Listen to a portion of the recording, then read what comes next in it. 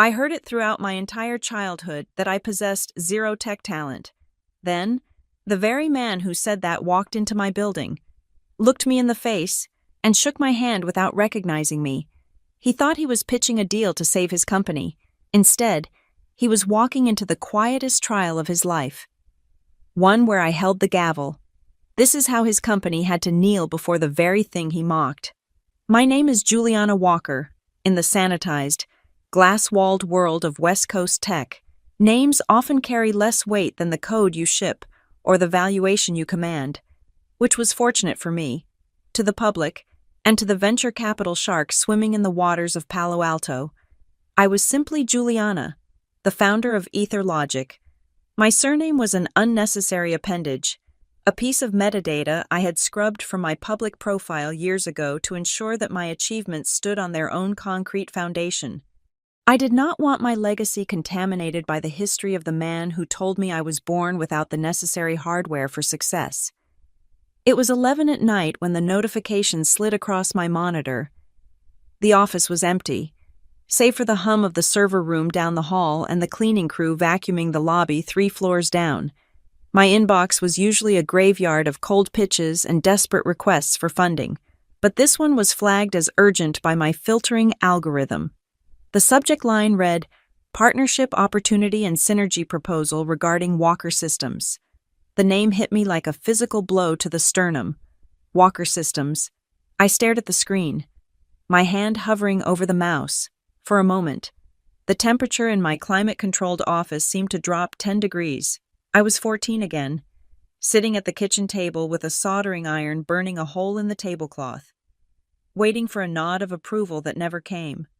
I shook the memory off, my fingers trembling slightly as I clicked to open the message. The sender was Greg Walker, CEO, founder, father. He had no idea he was emailing his estranged daughter.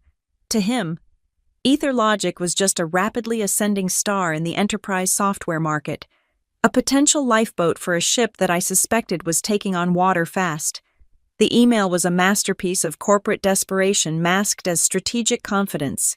He used words like synergy, legacy integration, and market alignment. It was the language of a man who was drowning but wanted you to believe he was simply inspecting the coral reef. I leaned back in my ergonomic chair, the leather creaking in the silence. My heart was hammering against my ribs, a frantic rhythm that defied my calm exterior. I should have deleted it. I should have marked it as spam and gone home to my apartment overlooking the bay. But curiosity is a poison, and I have always been a willing drinker. I opened the attached pitch deck. It was worse than I imagined. It was a tragedy told in bar graphs and pie charts. I scrolled through the slides, dissecting the anatomy of his failure. Revenue had plummeted by 42% in the last fiscal year. Their client retention rate was abysmal, dropping below 60%, which in our industry is a death sentence. The product roadmap was a joke, filled with buzzwords from 5 years ago.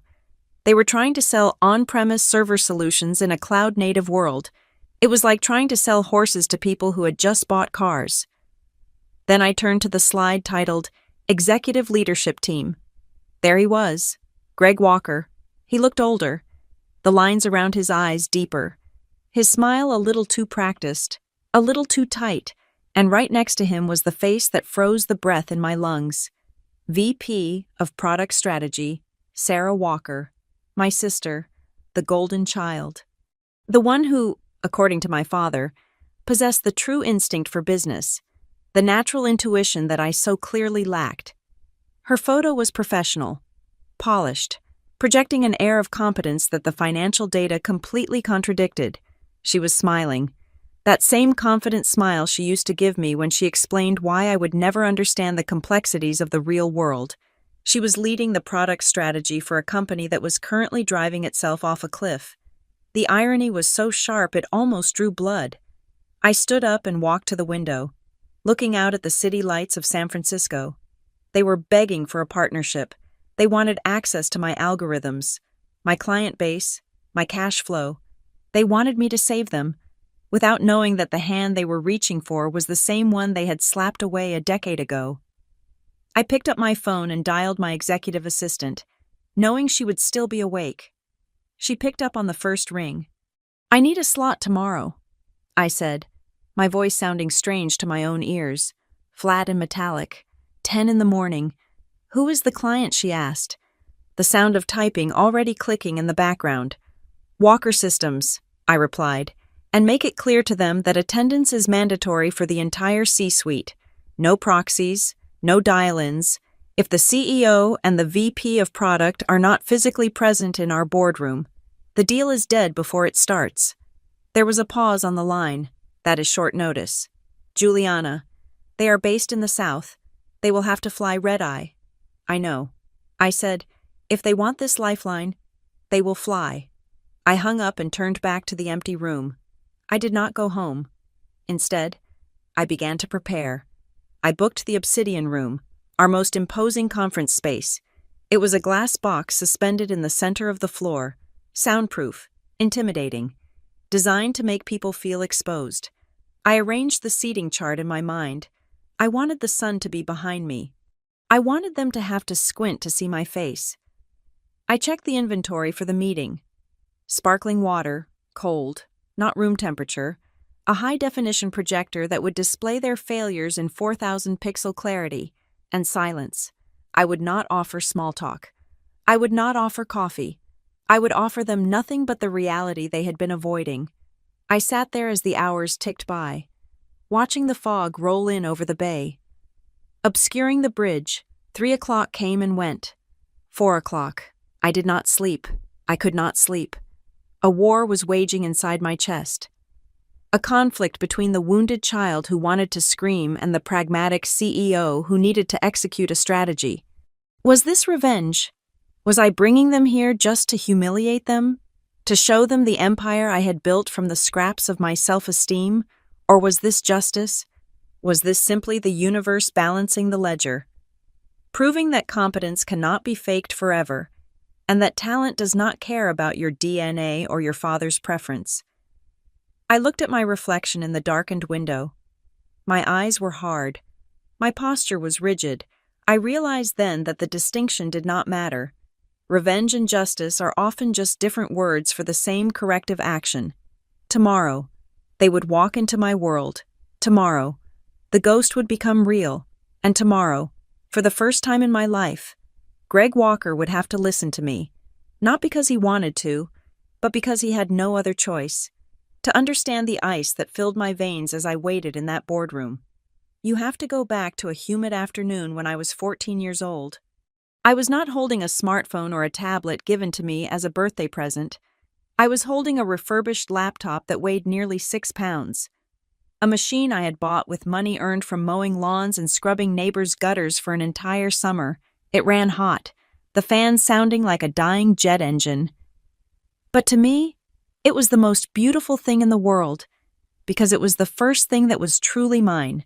I had spent 3 months teaching myself Python from pirated PDFs and forums that took 5 minutes to load. I had built a functional inventory management application.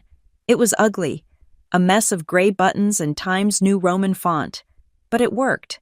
I had coded a logic system that could track groceries, predict expiration dates, and generate shopping lists. I thought I had performed magic. I thought I had created something from nothing. I walked down the stairs to the living room, the laptop burning my forearms.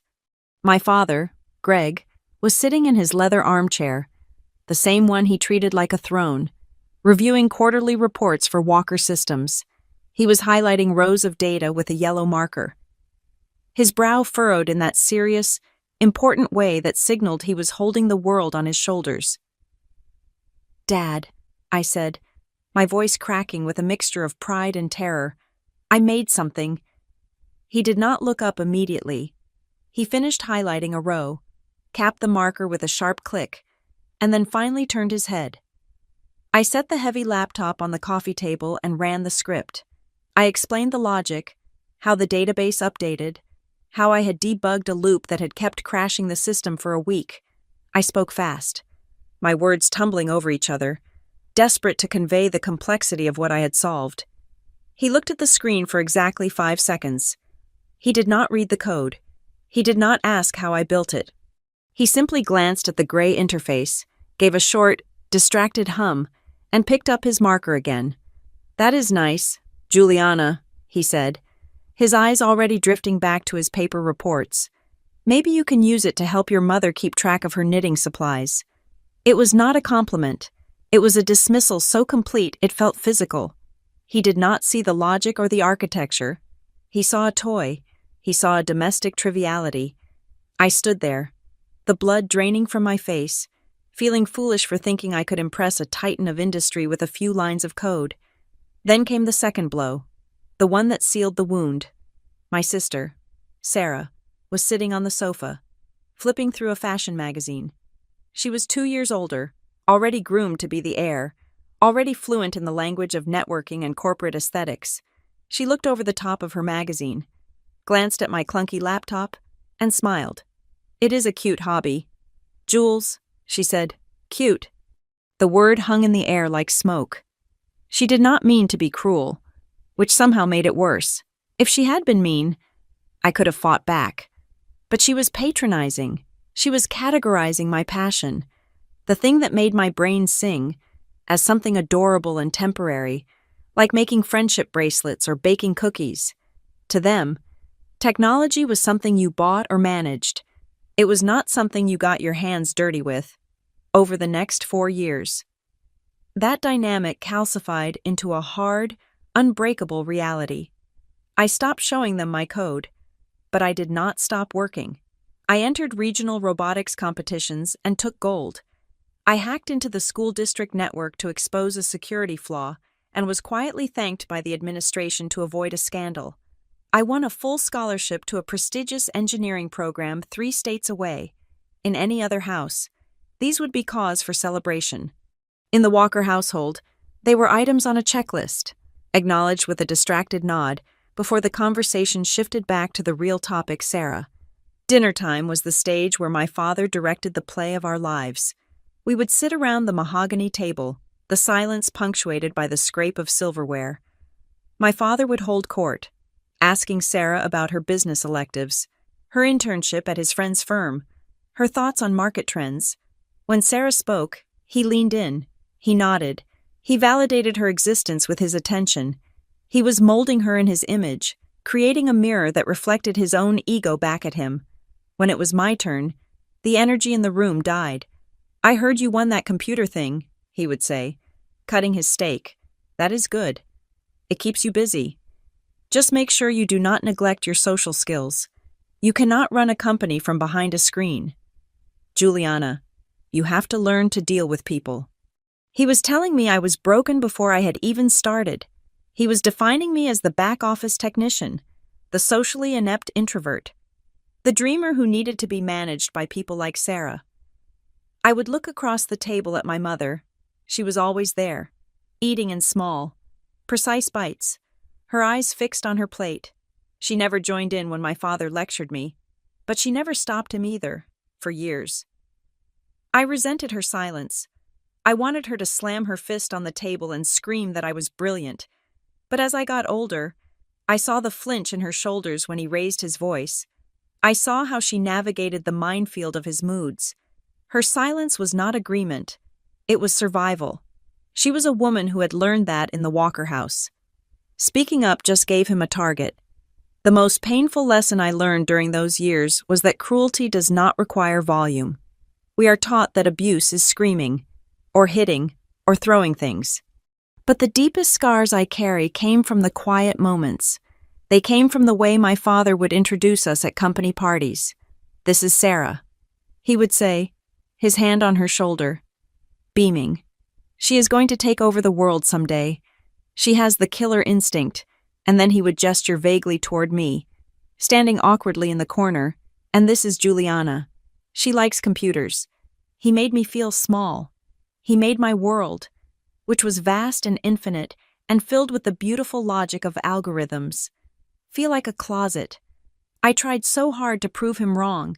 I thought if I just won a bigger award, if I just got a better grade, if I just built something undeniable, he would finally look at me and see a peer. But every time I brought him a victory, he found a way to shrink it. I built a website for a local charity that increased their donations by 200%. He asked why I did not charge them for it, calling it poor business sense. I got accepted into a summer program at a top tech firm. He asked if it was a diversity quota hire. He had a yardstick in his head, and no matter what I did, he ensured I never measured up. He moved the goalposts every time I got close. The breaking point did not happen with a bang. It happened on a Tuesday. 2 weeks before I left for college, I came home to find him in my room. Looking at the mess of wires and circuit boards on my desk, I thought, for one brief, foolish second, that he was taking an interest. "You need to clean this up," he said, not looking at me. "We are turning this room into a home office for Sarah when you leave. She needs the space to focus on her MBA prep." He was erasing me before I was even gone. That was the moment the switch flipped. I looked at his broad back, at the confident set of his shoulders, and I realized something that set me free. I realized I could never win his game because the game was rigged. He did not want me to succeed. He needed me to fail, or at least to be lesser, so that his narrative about Sarah and about himself remained true. If I was a genius, then he was wrong, and Greg Walker was never wrong. I stopped packing my clothes and started packing my equipment. I looked at him and said nothing. I did not argue. I did not cry. I simply decided that I was done waiting for him to give me permission to be great. I was not going to prove myself to him anymore. I was going to take myself out of his equation entirely. I would not just leave his house. I would leave his atmosphere. I would build a world where his opinion held no currency, where his judgment had no jurisdiction. I would stop trying to measure up to his yardstick and instead build a rocket to fly over his head. Standing there in my room, listening to him talk about Sarah's future office, I made a vow to the 14-year-old girl who had been dismissed as a cute hobbyist. I vowed that the next time Greg Walker paid attention to my work, it would not be because he was doing me a favor. It would be because he had no other choice. And now, 12 years later, sitting in the silence of the obsidian room, I knew that the bill for all those dinners, all those dismissals, and all those silences had finally come due. The way I left home was not cinematic. There was no slamming of doors, no screaming matches in the driveway, and no dramatic rainstorm to wash away my tears. It was 3 a.m. on a Tuesday, and the house was silent. I packed a single suitcase with my clothes, my laptop, and a few technical manuals. I had saved $4,000 from my freelance coding gigs, hidden in a hollowed-out biology textbook. I left a note on the kitchen counter that simply said I was moving out to be closer to campus. I did not ask for their blessing, and I did not wait for them to wake up and tell me I was making a mistake. I just unlocked the front door, stepped into the cool night air, and drove away. For the next 4 years, I lived like a monk, while my peers were rushing fraternities and spending their weekends at football tailgates. I was in the computer lab, subsisting on vending machine coffee and sheer willpower. I treated university not as an experience but as a transaction. I needed the knowledge, I needed the credentials, and I needed to build my portfolio. I took every internship I could get, from debugging legacy code for a local insurance firm to building firewalls for a logistics startup. I felt like a swimmer in the middle of the ocean at night. I could not see the shore. I could not see the bottom. All I could see was the patch of water directly in front of my face. So I just kept stroking. Stroke, breathe, stroke, breathe. If I stopped to look around at how far I had to go, I knew I would drown. Then came graduation day. It was supposed to be a milestone, the validation of 4 years of sleepless nights. I walked across the stage. The dean handed me my diploma, and I looked out into the sea of parents. My mother was there, waving a small white handkerchief, looking small and fragile in the bleachers. Next to her, the seat was empty. My father was not there. Later, I found out why. Sarah had a presentation for a potential mid-sized client, and she was nervous. He had skipped my college graduation to sit in a conference room and watch her read slides he had probably written for her. He chose her Tuesday afternoon meeting over the culmination of my academic life. He called me that evening. The background noise was loud, the clinking of glasses and laughter. They were celebrating Sarah's presentation. Good job on the degree, kiddo, he said, his voice breezy and distracted. Listen, I was talking to HR. We have an opening in the IT support team.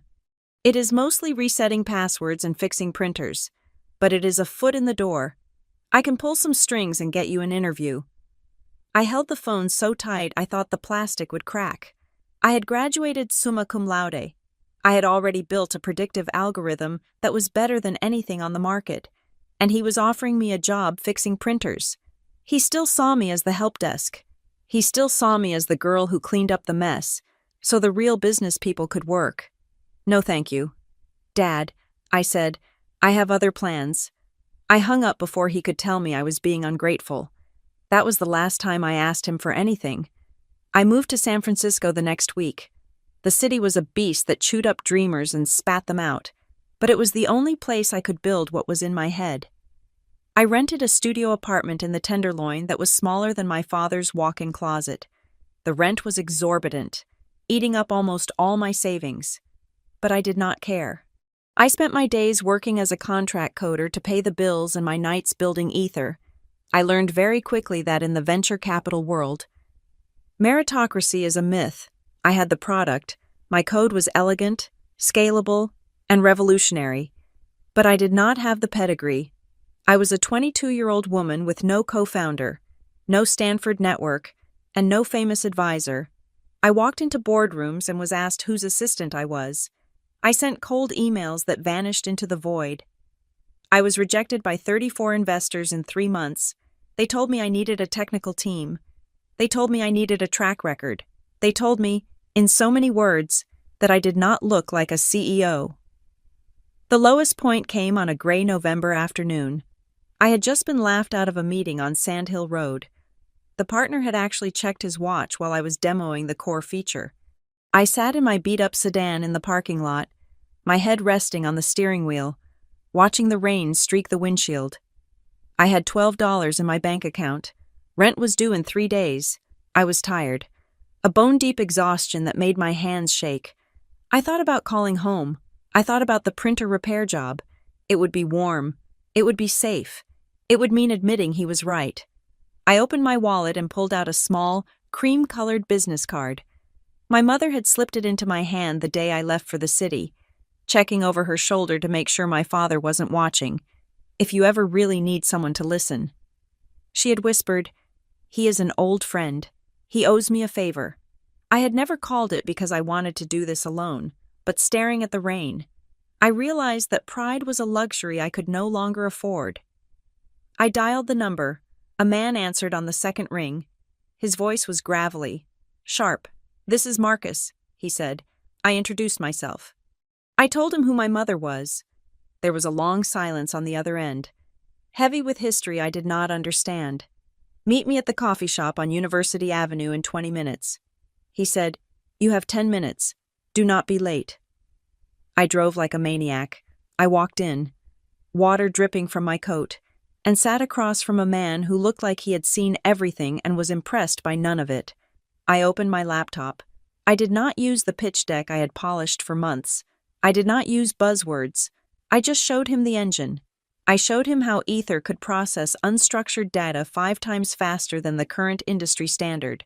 I talked for 9 minutes. He watched me, his face unreadable. When I finished, I closed the laptop and waited for the rejection. He took a sip of his espresso. "How much do you need?" I blinked. 500,000 for a seed round, I said, my voice steady despite the adrenaline crashing through my system. "I will give you 750, he said. "But I have one condition. Anything," I said. He leaned forward. "You drop the name. Walker is a hardware name. It is old guard. It represents heavy metal and slow decisions. You are building software. You are building the future. If you go out there as Juliana Walker, half the valley will think you are a nepotism baby, and the other half will think you are a spy for your father. You want to win. You win as Juliana. Just Juliana." I looked at him. He was asking me to erase my identity, but then I realized he was not asking me to erase it. He was asking me to liberate myself from it. "Done," I said. That check changed everything. We hired a team. We moved out of my apartment and into a real office. EtherLogic launched 6 months later. We did not just enter the market, we broke it. Our Series A funding round was oversubscribed. Our Series B valued us at $400 million. TechCrunch called me the prodigy of the new data age. Forbes put me on their list of disruptors. I worked 18 hours a day. I became obsessed with perfection. I was fueled by the memory of that empty chair at graduation. Every time we signed a new client, every time our stock valuation ticked upward, I felt a grim satisfaction. Meanwhile, in the South, Walker Systems was bleeding, and my father had no idea that the competitor eating into his market share, the mysterious female CEO everyone was talking about, was the same girl he had told to fix printers. I was growing a forest while he was busy watering a dying plant, and for the first time in my life, I was the one holding the watering can. I was no longer looking for the shore, I was building the island. The dawn light was just beginning to bruise the sky over San Francisco, turning the bay a dull metallic gray, but inside the obsidian room, time had ceased to exist. We were operating on pure adrenaline and the artificial daylight of fluorescent strips. I had mobilized my strike team at 4 a.m. These were my best people: 3 financial analysts, 2 senior engineers, and my general counsel. They did not ask why we were dissecting a failing mid-sized hardware company from the South before sunrise. They simply saw the intensity in my eyes and opened their laptops. We were conducting due diligence at the speed of light. Usually, this process takes weeks. I needed it done in 6 hours. I paced the length of the conference table, watching the data populate on the wall-sized monitors. To my team, I was Juliana, the CEO, the predator circling a wounded animal, looking for value in the carcass. But inside, I was vibrating with a frequency that felt dangerous. I was fighting to keep the 14-year-old girl in the basement of my mind, locking her behind a firewall of professionalism every time the name Walker flashed on the screen. My pulse spiked. I had to physically unclench my hands to keep them from shaking. The financial report came first. It was a bloodbath. Their burn rate was unsustainable, and their debt-to-equity ratio was catastrophic. They were bleeding cash to keep a bloated executive structure afloat. I nodded, keeping my face impassive. This I expected. This was the leverage I needed. Then, the head of my engineering team cleared his throat. He was a brilliant, quiet man named David who rarely spoke unless he had found a critical bug. "Juliana," he said, projecting a schematic onto the main screen. "You need to see the architecture for their legacy server management software. It is their flagship product, the only thing currently generating recurring revenue." I stopped pacing and looked at the screen. The diagram was complex, a spiderweb of data ingestion nodes and processing logic. I squinted, tracing the flow of information from the user interface down to the kernel level. It looked efficient. It looked robust. It looked like my handwriting. The air left my lungs. The room seemed to tilt on its axis. I walked closer to the screen, my eyes tracing the specific way the load balancer distributed the requests. It was a unique configuration, a non-standard approach I had developed during my senior year of college for my capstone project. I had called it the PRISM protocol. I had spent 6 months coding it. Fueled by energy drinks and the desperate need to create something perfect, I had left the prototype on the family home server before I moved out. Thinking nothing of it, it was just a college project. "That is not standard industry architecture," David said, sounding puzzled. "It is actually quite brilliant. It solves the latency issue by bypassing the central queue entirely, but the coding style, it feels disjointed from the rest of their stack, like someone took a Ferrari engine and duct-taped it into a tractor." I stared at the blue lines on the screen. My father had not just dismissed my talent, he had stolen it. He had taken the work of the daughter he called useless and built his company's survival on top of it. He had been selling my brain for 10 years while telling me I had no aptitude. The betrayal was not hot. It was ice cold. It settled in my stomach like a stone. I wanted to scream. I wanted to throw the chair through the glass wall. But I was not just a daughter anymore. I was a CEO, and I had a room full of people watching me. Dig deeper, I said. My voice was low, terrifyingly calm. I want a forensic audit of that codebase. I want to see the metadata. I want to see the import logs. I want to know exactly when that core architecture was added to their repository and by whom. Do not sleep until you have it. David nodded, sensing the shift in the atmosphere, and began typing furiously. Just as I turned away from the screen, the phone in the center of the table buzzed. It was the priority line. My executive assistant's voice came through the speaker, tight with anxiety. Juliana, I have 2 members of the board on the video link. They saw the alert about the potential acquisition talks. They are not happy. I closed my eyes for a second, inhaling deeply. Of course, the sharks in my own tank were waking up. I signaled for the team to keep working and stepped into the adjacent soundproof booth.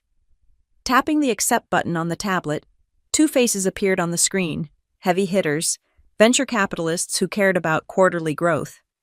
Not family trauma, Juliana. One of them started without preamble. Why are we allocating resources to Walker Systems? They are a dinosaur. Their tech stack is ancient. This looks like a charity mission, and we are not a nonprofit. I could not tell them the truth. I could not say. I am doing this because my father stole my code and broke my heart. If I made this personal, they would remove me.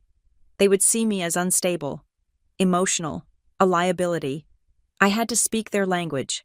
I had to lie with the truth.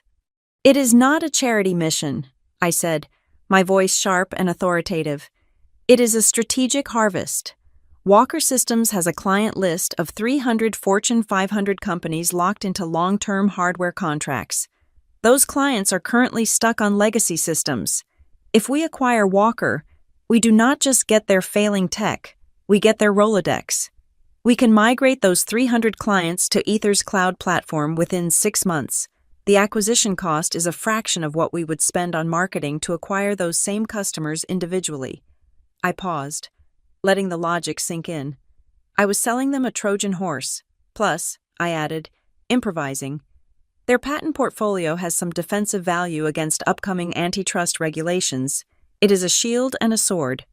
The board members exchanged a look. The tension on the screen dissipated slightly. The math worked.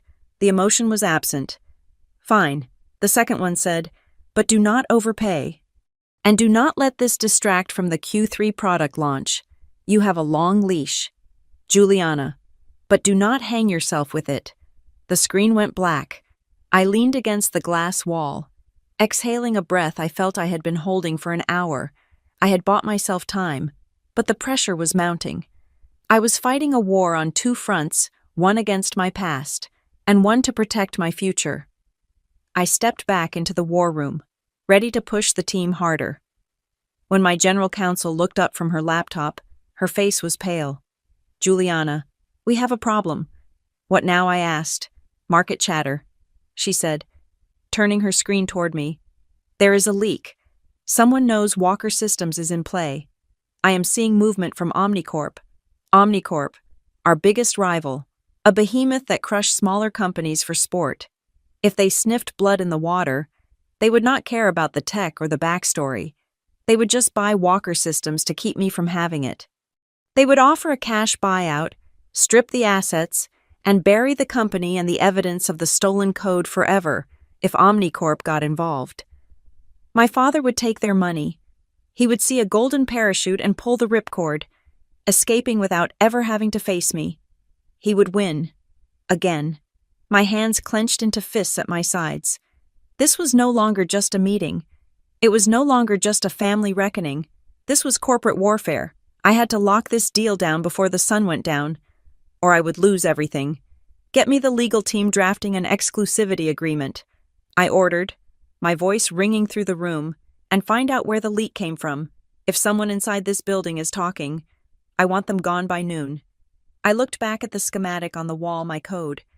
Trapped inside his machine, the stakes had just multiplied. I was not just fighting for an apology anymore. I was fighting for ownership of my own mind. And I would burn the building down before I let him sell it to someone else. At exactly 10 o'clock. The heavy glass doors of the obsidian room swung open. My executive assistant held the door, and Greg Walker walked in. He looked exactly as the magazines pictured him, perhaps with a little more gray at the temples. But he wore his authority like a tailored suit. He strode across the plush carpet with the confident, long gait of a man who owned every room he entered. He did not look like a man on the brink of ruin. He looked like a man coming to bestow a favor. He reached the head of the table where I stood, my back to the panoramic view of the city. He extended his hand. "Greg Walker," he said, his voice a deep, resonant baritone that I had heard in my nightmares for a decade. "It is a pleasure to finally meet the mind behind Ether Logic." I took his hand. It was dry and firm. The grip was practiced strong enough to assert dominance, brief enough to be professional. I looked him directly in the eyes. They were the same steel-gray eyes I saw in the mirror every morning. I waited for the spark, the widening of pupils, the sudden intake of breath that would signal recognition. There was nothing. He looked at me and saw a stranger. He saw a potential investor. He saw a checkbook. He did not see the daughter whose height he had measured against the kitchen doorframe for 18 years. To him, I was just another face in the landscape of his career. Behind him came Sarah. She was wearing a sharp navy blazer and heels that clicked rhythmically against the floor. She looked exhausted beneath her impeccable makeup, her posture rigid with the tension of keeping a sinking ship afloat. She moved to shake my hand, and for a split second, she paused. Her eyes narrowed slightly as they swept over my face. There was a glitch in her processing, a moment of déjà vu where the geometry of my cheekbones or the curve of my mouth triggered a memory. But she blinked, and the moment vanished. I was the CEO of a billion-dollar company. Her sister was a dropout who fixed computers. The logic did not compute, so she discarded the data. "Sarah Walker, VP of Product," she said, her smile tight. "Thank you for seeing us on such short notice. Please, sit," I said. My voice was calm, lowered an octave to match the acoustics of the room. I gestured to the chairs on the opposite side of the mahogany table. I remained standing for a moment longer than necessary, forcing them to look up at me, before I took my seat. The presentation began. It was a masterclass in corporate theater. My father stood at the head of the room, clicking through slides that were beautiful, sleek, and utterly dishonest. He spoke about Walker Systems as if it were a sleeping giant ready to wake, rather than a dinosaur choking on the ash of a changing world. "We are facing some temporary liquidity headwinds," he said, using the polite term for being broke. "However, our core technology remains the industry standard. We are looking for a strategic partner to help us unlock the next phase of our synergy." He used words like robust and legacy and market penetration. He skipped over the 42% drop in revenue. He glossed over the client attrition. He painted a picture of a company that was merely stumbling, not falling off a cliff. I sat in my chair, perfectly still. I had a notepad in front of me and a silver pen in my hand. I did not nod. I did not smile. I did not offer encouraging sounds. I just wrote. Every time he made a dubious claim, I made a mark. Every time he used a buzzword to cover a failure, I made a mark. It felt eerily familiar. I was back at the dinner table, listening to him pontificate about his day, knowing that my role was to be the silent audience, but the power dynamic had inverted. Back then, my silence was a requirement of my submission. Now, my silence was the loudest thing in the room. I could see it unnerving him. He paused a fraction of a second too long between sentences. He glanced at Sarah, looking for reassurance. He was used to dazzling people, to charming them into agreement. My lack of reaction was a void he could not fill. Sarah took over for the technical portion. She spoke confidently, but I could hear the rehearsal in her voice. She was reciting lines she had memorized, not concepts she understood. She pointed to the architecture diagram, the stolen architecture, and called it a proprietary innovation of the Walker engineering team. I wrote harder, the pen digging into the paper. When they finished, the room fell into a heavy, suffocating quiet. The projector hummed. My father stood there, his chest heaving slightly from the effort of the performance. A hopeful smile plastered on his face. He expected questions. He expected me to ask about valuation or timelines. I let the silence stretch. 5 seconds, 10 seconds, 20 seconds. My father shifted his weight. Sarah cleared her throat, reaching for her water glass. They were sweating. Finally, I closed my notebook with a snap that sounded like a pistol shot in the quiet room. I stood up. I walked slowly to the whiteboard behind me, picking up a black marker. I did not look at them. I drew a single, sharp line down the center of the board. Your client acquisition cost has risen by 200% in 18 months. I said, my back to them. Your churn rate is higher than your intake, and your flagship product, the one you just called an innovation, is running on code that was written over a decade ago. I turned around to face them. My father's smile had faltered. He looked confused, defensive. We have a legacy code base. Yes, he said, his tone sharpening. But it is stable. It is the bedrock of— It is not a bedrock, I interrupted, my voice cutting through his like a scalpel. It is a capstone project. He blinked. Excuse me. I took a step closer to the table. I walked until I was standing directly across from him, my hands resting on the leather back of an empty chair. The architecture you are using, I said, keeping my eyes locked on his. The load balancing protocol. It was not developed by your engineering team. It was built on a refurbished Gateway laptop in a living room at 42 Maple Drive. The color drained from Sarah's face. Her hand froze halfway to her mouth. She knew the address. My father frowned, a deep crease appearing between his eyebrows. He looked like a man trying to read a map in a foreign language. I do not know what you are talking about, he said, a hint of irritation creeping into his voice. That is our private residence. How would you? I continued, ignoring him. It was built by a 14-year-old girl who was trying to show her father that she understood the logic of his world. She brought it to him while he was highlighting reports with a yellow marker. She showed him the code, and he told her it was a cute hobby. The room went absolutely still. The air conditioning seemed to stop. The hum of the projector vanished. My father stared at me. His mouth opened slightly, but no sound came out. He looked at my eyes, really looked at them, and for the first time. He saw past the expensive haircut and the tailored suit. He saw the anger. He saw the hurt. He saw the history. Sarah let out a small, strangled gasp. Oh my God, she whispered. I leaned forward, placing both hands flat on the table. You walked in here thinking you were pitching a stranger. Greg, I said, you thought you could sell me a stolen engine and call it a new car. But you forgot one variable. You forgot that the girl you dismissed as background noise was the one writing the script. I straightened up, towering over him as he sat slumped in his chair. My name is not just Juliana. I said, my name is Juliana Walker, and I am the one holding the gavel now. My father looked as if he had been struck by a physical blow. He collapsed back against the chair, his face turning a sickly shade of gray. The confident CEO vanished.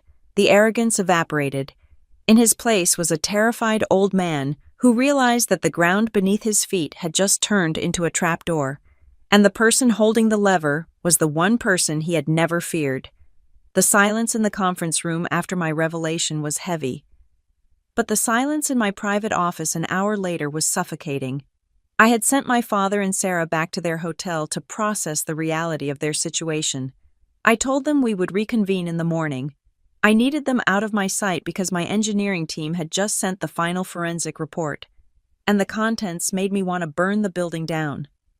David walked in, holding a tablet like it was a loaded weapon. He did not sit down. He simply placed the device on my desk and slid it toward me. We found the root directory, he said, his voice stripped of any professional detachment. He sounded angry on my behalf. It was not just a copy-paste job. Juliana? It was a drag and drop. I looked at the screen. The forensic audit had peeled back the layers of the Walker Systems flagship software, stripping away the user interface and the branding to reveal the skeleton underneath, and there, buried deep in the source code, was a file path that had been commented out but never deleted. It was a lazy, arrogant mistake. The kind made by someone who never imagined anyone would look under the hood. The directory path read c/users/greg/documents/jules_uni_project/source. I stared at the text. Jules. He hadn't even bothered to rename the folder. He did not write this code. David continued, pointing to a block of logic on the screen. He imported it.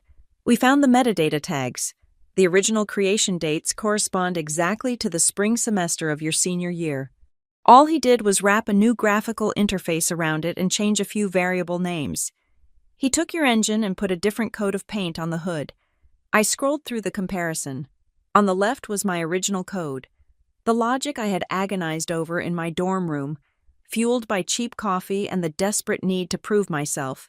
On the right was the Walker Systems product.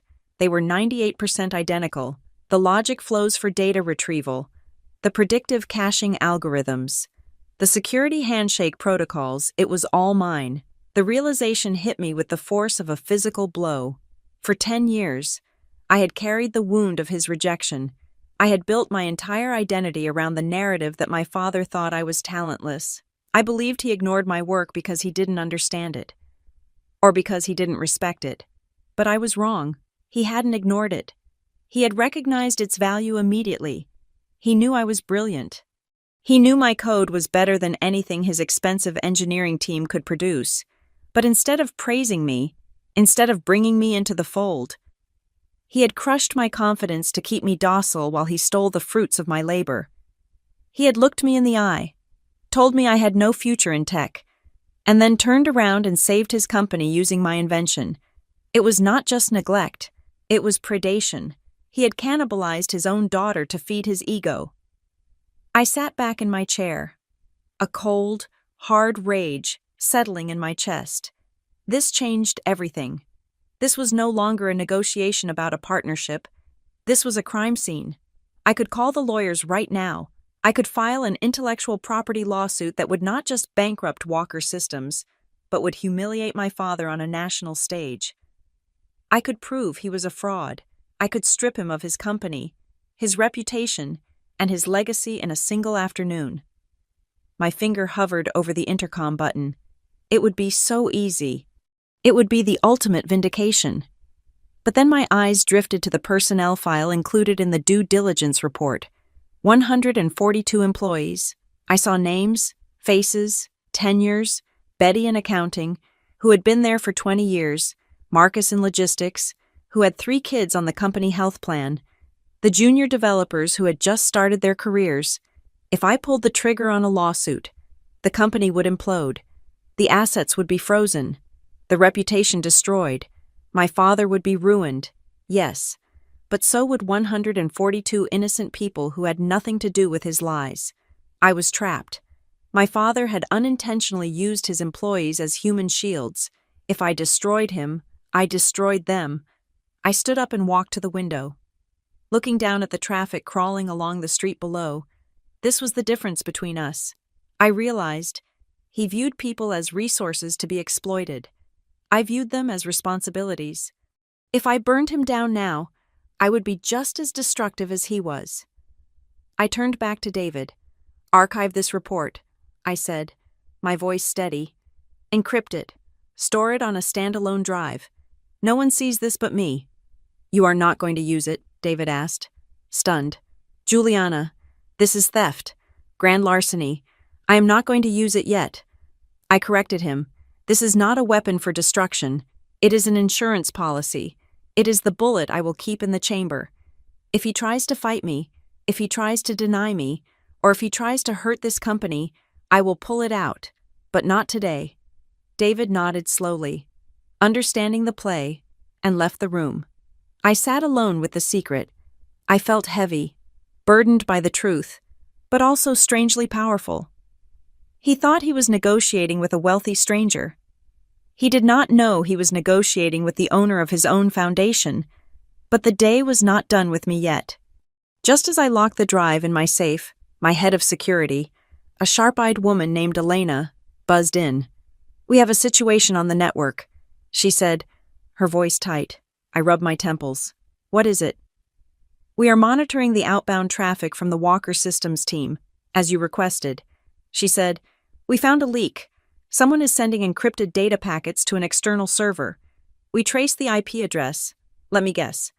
I said, Omnicorp. Confirmed. She replied. But that is not the worst part. The data is not just financial summaries. It is specific. Tactical information, meeting notes, your psychological profile, the exact terms of the deal you are drafting. Someone is not just leaking data, they are providing a playbook on how to kill this deal. I frowned. It made no sense for my father to leak this. He was desperate. He needed this partnership to survive. If Omnicorp got involved, they would dismantle his legacy, and he knew it. He wanted a savior, not a butcher. Who is sending it? I asked. The encryption is high level, Elena said. It is using a proxy to bounce the signal. But whoever it is, they are doing it from inside the building. They are using a guest login credential that was assigned to the Walker executive team this morning. I stared at the wall. A traitor. There was a snake in the grass. Someone who sat in that boardroom and smiled at me while sliding a knife between my ribs. Someone who wanted this deal to fail. Even if it meant the end of the company, who hates me enough to burn the lifeboat, or who is greedy enough to sell the wreckage. Keep tracking it. I ordered, do not block the transmission yet. I want to see what they are sending. I want to know exactly how much they are worth to the opposition. I leaned back, the adrenaline turning into a cold focus. My father had stolen my past, but someone else was trying to steal my future. The reunion was over. The investigation had begun. And I was going to find out who was betraying whom, even if I had to tear the family tree apart branch by branch to find the rot. The data stream was a faint pulse on the monitor, a rhythmic heartbeat of information bleeding out of our secure environment. It was subtle. Most security protocols would have missed it because it was not a massive dump of files. It was a drip feed, timed to look like standard background noise or automated cloud backups. But Elena, my head of security, did not believe in background noise. She isolated the frequency and projected it onto the main screen of the war room. It is encrypted, she said, pointing to the scrolling lines of hex code. But we cracked the handshake. It is a direct line to a server in Nevada. That server is a known dead drop for Omnicorp's competitive intelligence unit. I stared at the screen, the blue light reflecting in my eyes. They were not just stealing financial data, they were stealing the roadmap. I saw files listed that contained our due diligence findings, our valuation models, and, most damning of all, the strategic weaknesses of Walker Systems that my team had just uncovered. Whoever was sending this was handing Omnicorp a loaded gun. They were giving our rival exactly enough ammunition to craft a counteroffer that would kill my deal, dismantle the company, and leave me with nothing. Trace the source, I said, my voice cold. Elena typed a command. The screen shifted, narrowing down the network topology until it locked onto a single device. A red dot pulsed on the floor plan of the building. Device ID matches an iPad Pro registered to the executive guest network. Elena said, the user login is swalkerexec. Sarah. The room seemed to tilt. My sister, the one who had smiled at me across the dinner table for years while calling my passion a cute hobby. The one who was currently sitting in a hotel room I had paid for, supposedly preparing to save her father's legacy. She was selling us out. But then Elena frowned. Wait, the routing is strange. She is not sending it directly to Omnicorp. That would be too clumsy. She is bouncing it through a middleman, a private consulting firm based in D.C. It is a laundering operation for information. She is trying to scrub her digital fingerprints. This was not a panic move. This was premeditated. It was a calculated betrayal designed to look like a corporate leak. I felt a surge of nausea, followed immediately by a hardening of my resolve. I did not scream. I did not throw things. I turned to my assistant. Get Sarah on the phone. I said, tell her I need to clarify a detail about the product roadmap. Tell her to come alone. No lawyers, no father, just her. Tell her to meet me in the Sky Lounge in 20 minutes. The Sky Lounge was a small, glass-walled observation deck on the top floor of our building. It was quiet, isolated, and offered a view of the city that made human problems feel insignificant. I was waiting there when the elevator doors slid open. Sarah walked in. She had changed out of her travel clothes into a fresh suit. Her hair perfectly coiffed, her makeup flawless. She looked every inch the capable executive, but I saw the tightness in her jaw. I saw the way her fingers twitched against the strap of her bag. "Juliana," she said, forcing a smile that did not reach her eyes. "Dad is resting. I hope this won't take long. We are all exhausted." I did not smile back.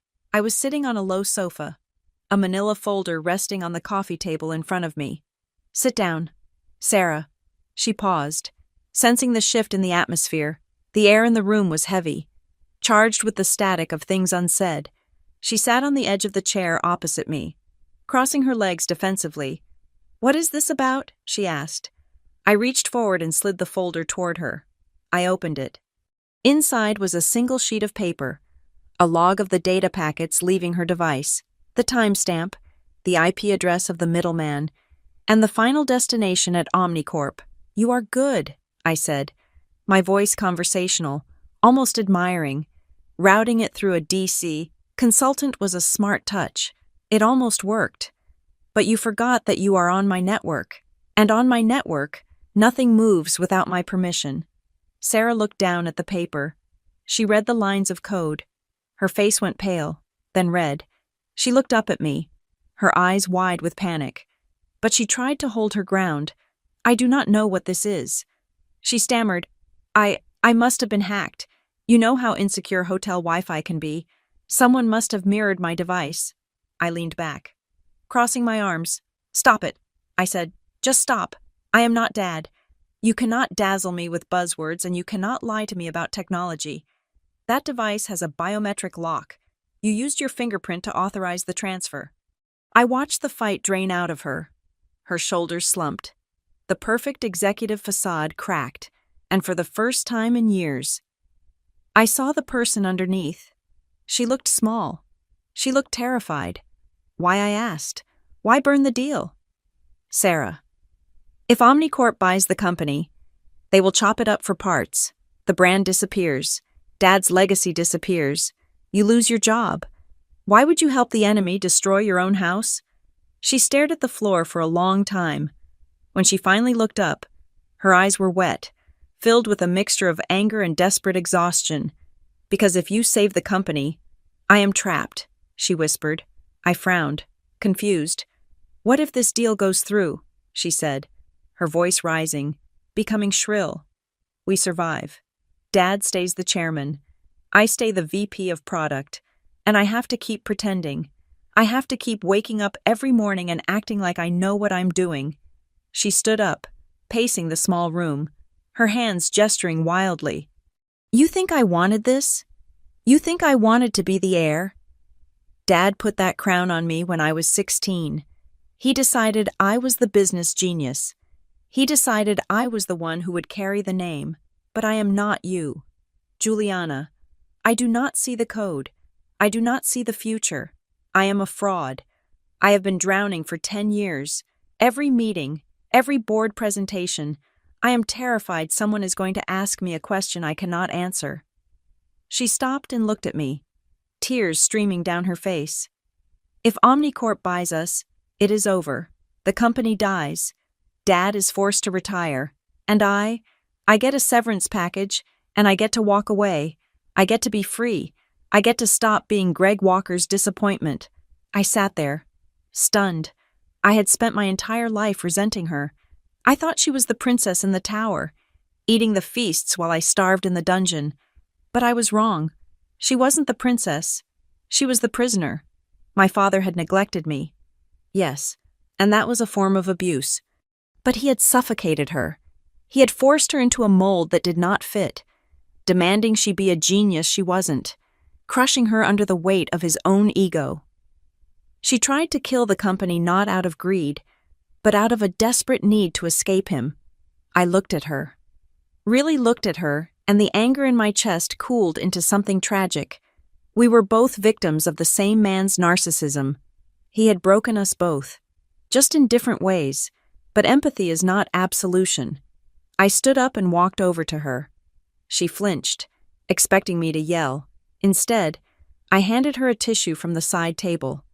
"I understand," I said quietly. "I really do."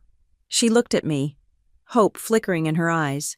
"So, you will let it go? You will let the Omnicorp deal happen?" My face hardened. "No," I said. "I built this company on reality. Sarah. And the reality is, you just committed corporate espionage.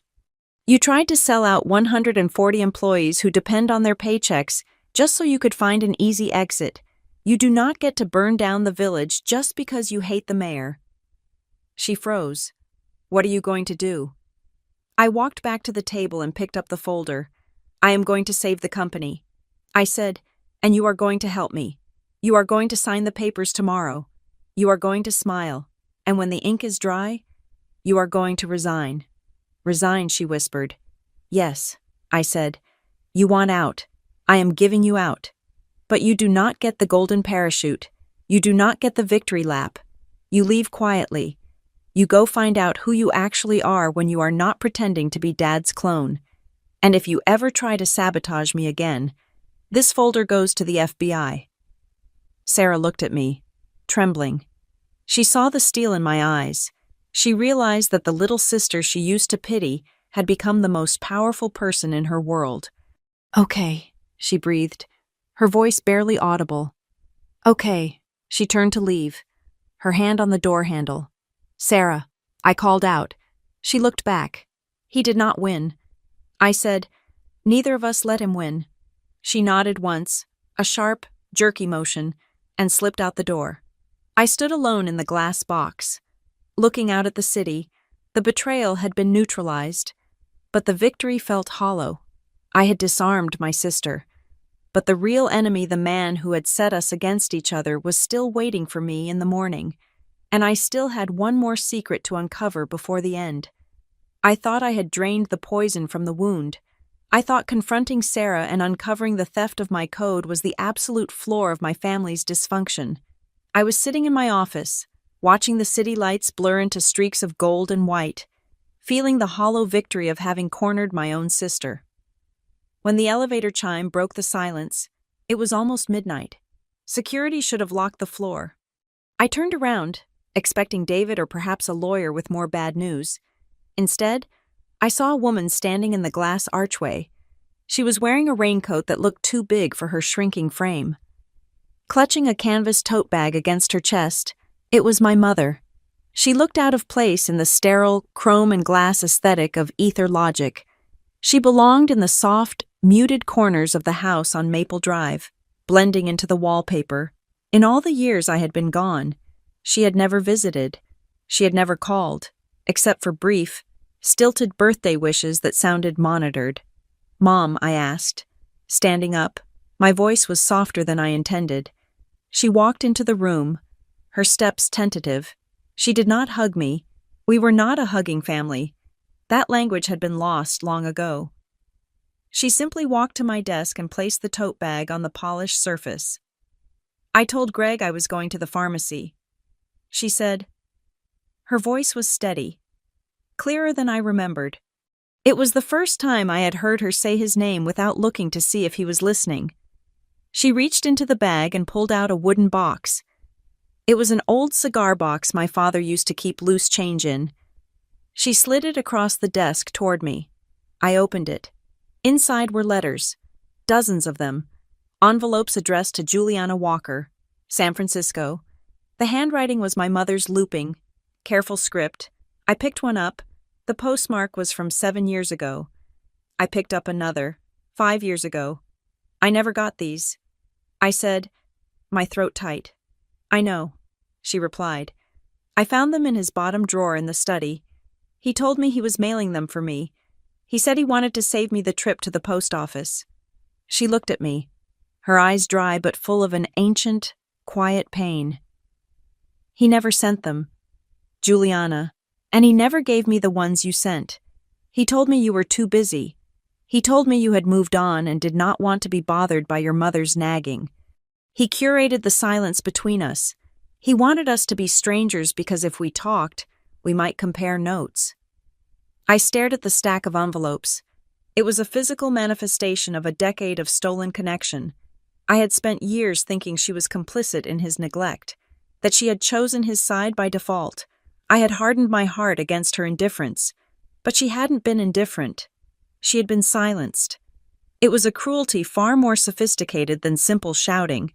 It was an architectural isolation. "There is more," she said. She reached into the box again and pulled out a small, silver USB drive. It was an old model, the casing scratched and worn. She placed it on top of the letters.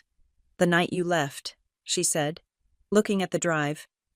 "I went into your room. I knew you were gone for good. I saw your backup server running. I didn't know what it was doing, but I knew it was important to you. So I copied the directory. I didn't understand the code, Juliana, but I understood the look on your father's face when he stared at your screen. It was the look of a man who found a diamond in his own backyard and decided to claim it. I plugged the drive into my laptop. The folder popped up, project_prism_V1. It was the smoking gun. It was the original source code, time-stamped and dated the day I left home. I kept it, she said, for 10 years. I kept it in my jewelry box under the lining. I knew one day he would try to erase you. I wanted to make sure you could write yourself back in. I looked up at her, tears finally blurring my vision. The image of my mother, the woman I thought was weak, sneaking into my room to save my legacy. Hiding evidence under her necklaces for a decade, it shattered me.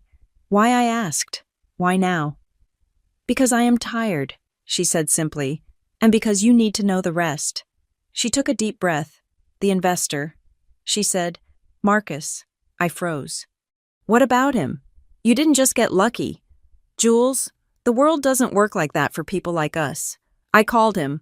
My mind raced back to that rainy afternoon in the parking lot. The desperation, the miraculous meeting. I used the emergency phone in the laundry room so Greg wouldn't see the call log. She continued, "Marcus was in love with me 30 years ago, before I chose your father. It was the only card I had left to play. I told him my daughter was in the city, that she was brilliant, and that she was going to break if someone didn't give her a chance. I begged him to take the meeting. I told him it was the only favor I would ever ask." I sat back in my chair.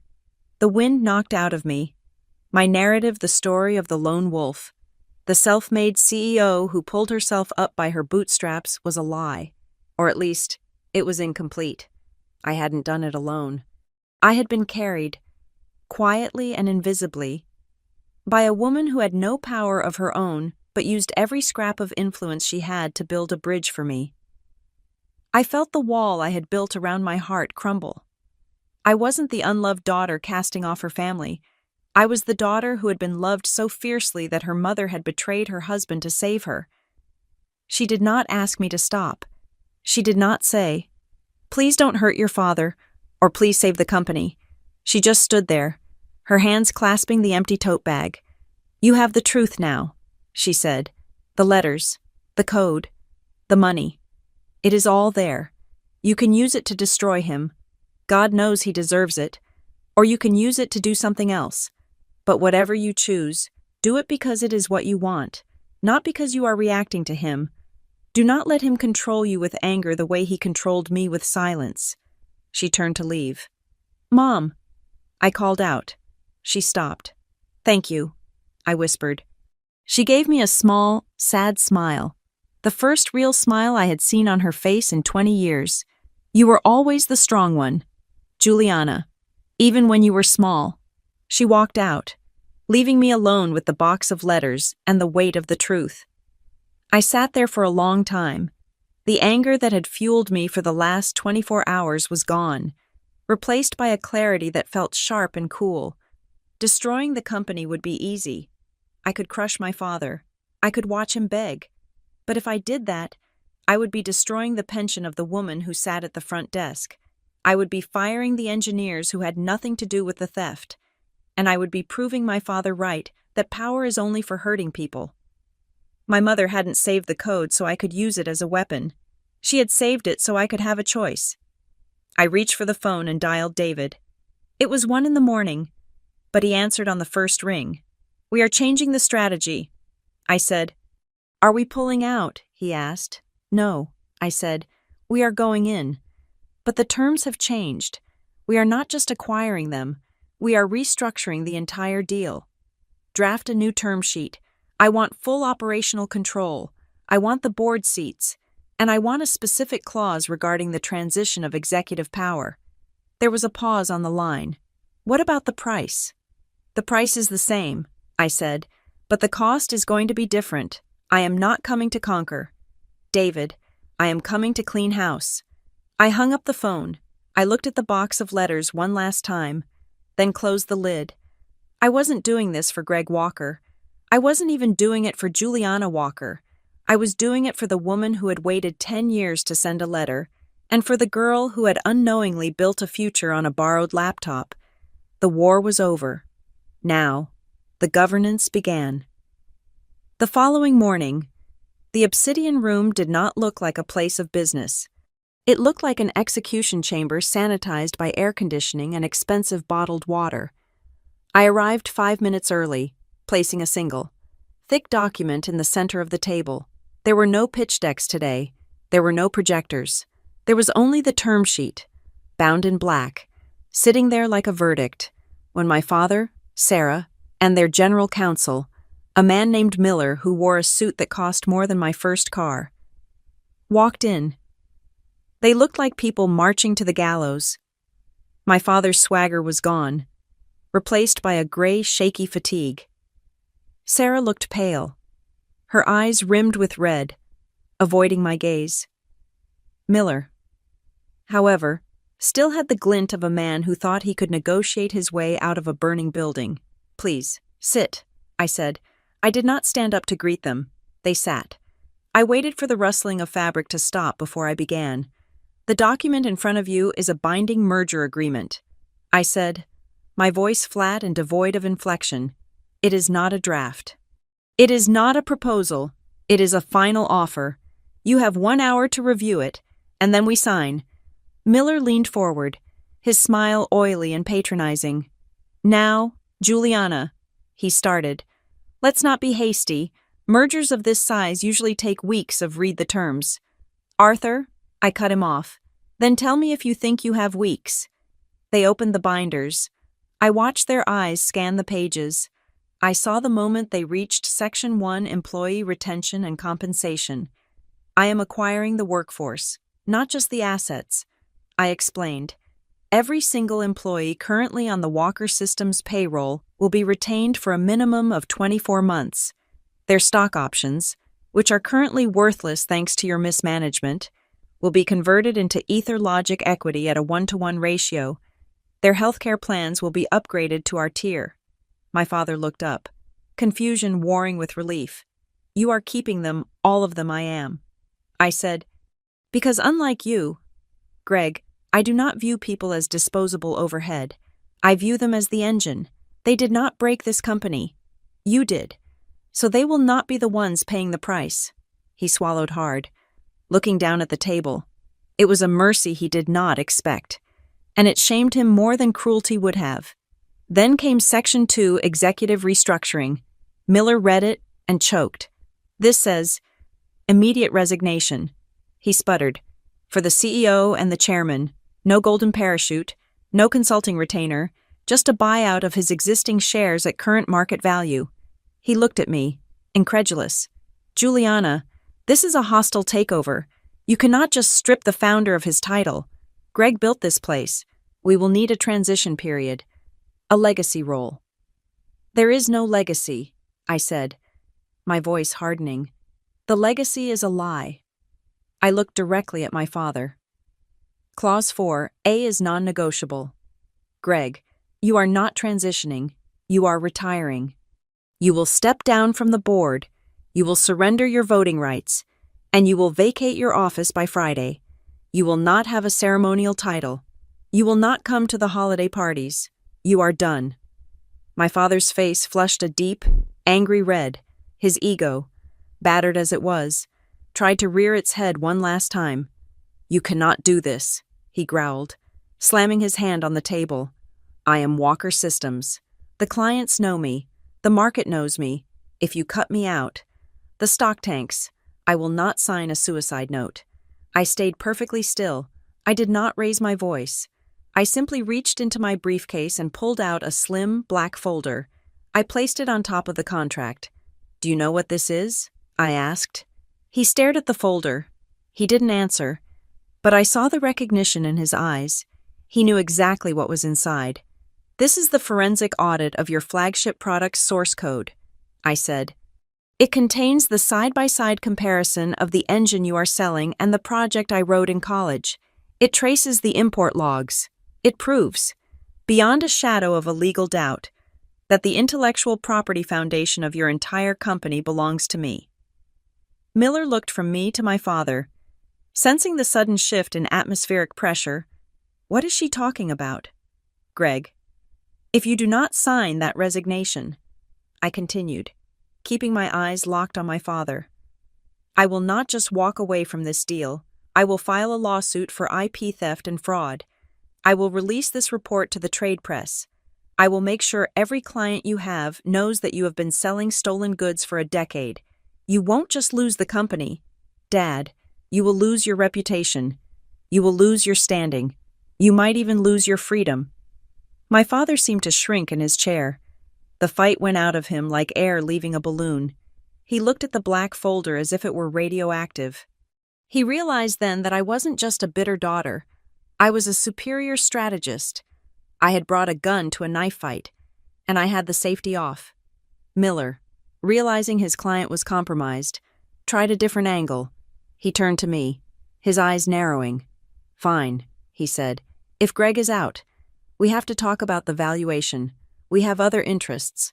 Juliana, Omnicorp has expressed significant interest. If you push too hard, we will walk across the street and sell to them. They are offering cash." I smiled. It was a cold, sharp smile. I had been waiting for this. "You mean the interest generated by the data leak?" I asked. Miller froze. Sarah flinched, staring at her hands. I pulled a single sheet of paper from the back of the black folder and slid it toward Miller. "We tracked the encrypted packets leaving your network." I said, "We know about the leak to the DC consulting firm. We know the exact counteroffer Omnicorp is preparing based on that stolen data." I leaned forward. "Here is the problem, Arthur. That is corporate espionage. Since Sarah used company devices to transmit proprietary data to a competitor during an active due diligence phase, any deal you sign with Omnicorp right now is fruit of the poisonous tree. If you try to sell to them, I will report the leak to the SEC. I will tie this company up in litigation for 5 years. By the time the courts are done, there will be nothing left to sell." Miller looked at the paper, then at Sarah, who was trembling. He realized he was checkmated. He had no leverage. He had no backup plan. The Omnicorp deal was a trap, and I had just sprung it. The room went silent. It was the silence of a tomb. I turned to Sarah. "Section 3, I said softly. She looked up, terrified. "You resign as VP of Product," I said, "but you do not leave empty-handed. I am setting up a venture fund for female founders. You will manage the intake, you will not touch the code, and you will not touch the strategy. You will find people like I was, people who are ignored, and you will give them a voice. It is a lower salary, it is less prestige, but it is honest work." Sarah looked at me, tears welling in her eyes. She understood. I wasn't destroying her. I was giving her a path to redemption. I was giving her the chance to be the person she actually was, rather than the person our father wanted her to be. I pushed the pen toward the center of the table. "The offer expires in 3 minutes." I said. My father looked at the contract. He looked at the black folder that held his darkest secret. He looked at the daughter he had underestimated for 20 years. His hand shook as he reached for the pen. He didn't say a word. He didn't apologize. He just signed his name on the line that ended his reign. He slid the paper to Sarah. She signed quickly, a sob escaping her throat. Then Miller, defeated and pale, added his witness signature. I took the document back. I checked the signatures. They were valid. "It is done," I said. I stood up. I picked up the black folder, the evidence that could have destroyed him, and I put it back in my briefcase. I would never release it. I didn't need to. The threat was enough. I looked at the three of them sitting there, stripped of their pretenses. "You can go now," I said. They stood up and walked out of the room. My father walked slowly, leaning heavily on the table for support. A king who had lost his crown. He didn't look back. I was left alone in the boardroom. The air felt lighter. The ghosts that had haunted me since I was 14 were gone. Banished not by screaming matches or dramatic tears, but by clauses, subsections, and the wet ink of a signature. I had not taken revenge. I had taken control, and for the first time in my life, the name Walker meant exactly what I wanted it to mean. The lawyers had vacated the room, taking their leather briefcases and their billable hours with them. Sarah had left, walking out with a strange mixture of grief and relief, like a prisoner stepping into the sunlight after a 10-year sentence, but I had asked my father to stay. There was one final piece of business that could not be transacted in front of witnesses.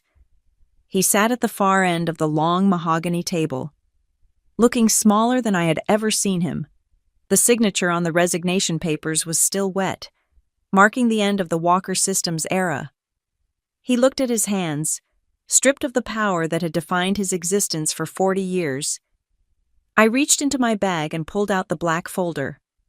I had threatened him with it, used it as a sword to force his surrender, but I had never actually shown him the contents. I slid it down the length of the table. It stopped inches from his hands. "Open it," I said. He looked at me, weary. "Juliana," I signed. "It is over. Why do we have to—" "Because you need to see it," I interrupted, my voice quiet but unyielding. "You need to see that I know, not just about the mismanagement, not just about the debt. I know about the theft." He opened the folder. He stared at the side-by-side code comparison, the timestamps, the undeniable proof of his larceny. He saw the forensic evidence of the moment he decided to steal his daughter's mind to save his own reputation. "I did not do it to hurt you," he whispered, his voice cracking. "No," I said. "You did it because you were afraid." He looked up, startled by the accusation. "You watched me build that engine on a laptop I bought with lawn mowing money." I continued, walking slowly toward him, "and you were terrified. You saw a 14-year-old girl doing something you could not do. You saw your own obsolescence staring back at you from a cracked screen. So you pushed me away. You told me I had no talent because if you admitted I was good, you had to admit you were average." He slumped in his chair, the truth hitting him harder than any lawsuit could. He closed his eyes, and a single tear leaked out, tracking through the deep lines of his face. "I wanted to be the giant," he confessed, his voice barely audible. "I wanted you to look up to me, but every time you opened your mouth, every time you wrote a line of code, I felt like I was shrinking. I stole it because it was the only way I could keep the lights on, the only way I could keep being the great Greg Walker. I used the thing I feared to keep myself alive." It was a pathetic confession, but it was the first honest thing he had said to me in my entire life. He was not a monster. He was just a man with a fragile ego who had sacrificed his family to protect his vanity. I took the folder back and closed it. "I am not going to release this," I said. "I am not going to destroy your reputation. The world can keep thinking you retired for health reasons." He looked at me, hope flickering in his eyes. "You forgive me?" I shook my head slowly. "No, Dad. Forgiveness is not a switch I can flip. You missed my graduation. You ignored my letters. You stole my work. You cannot sign a paper and fix that." I walked to the door and held it open. "The door is not locked," I said. "If you want to know your daughter, the real one, not the one you invented, you can try. But you have to do the work. You have to change. And you have to do it without a title." He stood up, unsteady on his feet. He walked to the door, pausing as he passed me. He looked like he wanted to touch my arm, to offer some gesture of fatherhood, but he pulled back, respecting the distance I had set. "You are better than I ever was," he said softly. He walked out. I watched him go, a lonely figure disappearing down the long corridor of the company he founded, leaving it in the hands of the child he rejected. The next 3 months were a blur of reconstruction. We did not fire a single employee. I brought in my own team to work alongside the existing staff, retraining them, upgrading their skills, and integrating them into the EtherLogic culture. We stripped the stolen code out of the product, rebuilding the core architecture from scratch. It was expensive and time-consuming, but it was clean. For the first time, the software was legal, ethical, and entirely ours. Sarah took the lifeline I gave her. She moved to a smaller apartment, sold the luxury car she never actually liked, and started managing the seed fund. It was a struggle at first. She had to learn how to work without her father's safety net. But last week, I saw her laughing over coffee with a young female founder. Her face relaxed in a way I had never seen before. She was no longer performing. She was living. And my mother, the victory with my mother was the quietest. But it was the one that mattered most. She did not make a grand speech. She simply packed her bags and moved into a condo near the bay, a place with big windows and no shadows. She started painting again, and every Tuesday, I receive a letter in the mail, a real letter, with a stamp, written in her looping script. No one intercepts them. No one reads them but me. I stood on the balcony of my office, looking out at the San Francisco skyline. The wind whipped my hair across my face. People think winning looks like a movie. They think it is shouting and explosions and enemies weeping in the dirt. But standing there, I realized that real winning is quiet. It is the silence of a phone that no longer rings with demands. It is the peace of knowing your work is your own. It is the freedom of waking up and knowing that no one has power over you unless you give it to them. I had justice. I had my company. I had my family, broken and glued back together in a new, strange shape, but honest for the first time. I thought about the 14-year-old girl who sat in that living room, holding her breath, waiting for approval that never came. I wanted to tell her that she didn't need it. I wanted to tell her that the rejection was the fuel. They told me I had no tech talent. They told me my sister was the success story. They told me to be small. And now, the man who said those words had to knock on my door to enter the building. I turned back to my desk, where a new prototype was waiting. The screen glowed with lines of code, beautiful and infinite. Sometimes, the best revenge is not making them scream. It is not burning their house down. It is building a castle so tall, so strong, and so undeniable that they have no choice but to walk up the steps, knock on the gate, and ask for permission to enter. And when they do, they have to call you by your name. Juliana Walker. Thank you so much for listening to my story. I would love to know where you are tuning in from. So please leave a comment below sharing your location and your thoughts on Juliana's journey. If you enjoyed this story, please subscribe to the Lily Revenge Stories channel, like this video, and hit the hype button to help this story reach more people who need a reminder that success is the best revenge.